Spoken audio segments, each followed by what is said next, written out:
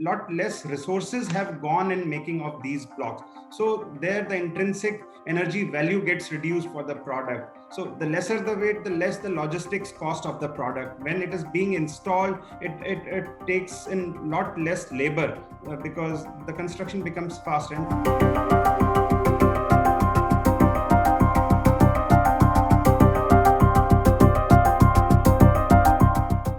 As I said, that these are made using fly ash, which is a national waste, lies around, in ponds around all the power stations across the country. In fact, it was such a big nuisance that millions of tons was lying around in ponds and found no use except for mixing with some cement. So then we identified that this can be made into bricks and be used in walls. Walls are almost 50%, contribute to almost 50% of the weight of a building. So, and such a large volume, so it would be a large consumer of that fly ash. So at the same time replacing clay in the bricks, which is agricultural soil, so lots of land being saved there. So coming to the next aspect, the production part of AAC blocks, as I was saying, we employ steam curing process wherein the product is made in 24 hours straight. So it's out and ready out of the autoclave, steam cured and ready to be dispatched. Whereas in manufacturing process of clay bricks,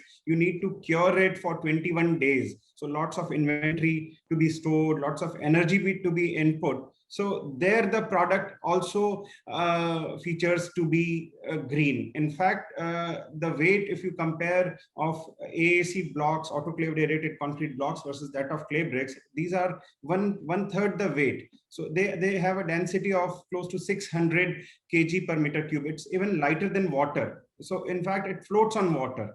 It's so light.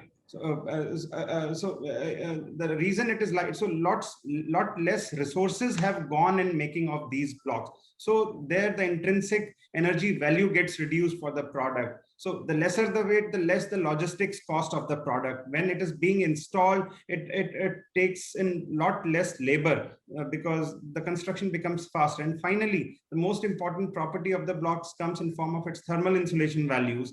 It is just 0.16. The R value is just 0.16 as against 0.8 of clay bricks. So it's almost 1/4. So that provides great insulation. So if let's say the external temperature is close to 45 centigrade, the internal temperature would hardly be crossing 30 degrees. So lot less air conditioning consumption. So instead of a 2-tonner air conditioner, one can go for a 1.5-tonner air conditioner. And imagine the possibilities of savings across the life of a home. Let's say a 25-year or 50-year life of a home, the entire energy consumption gets reduced.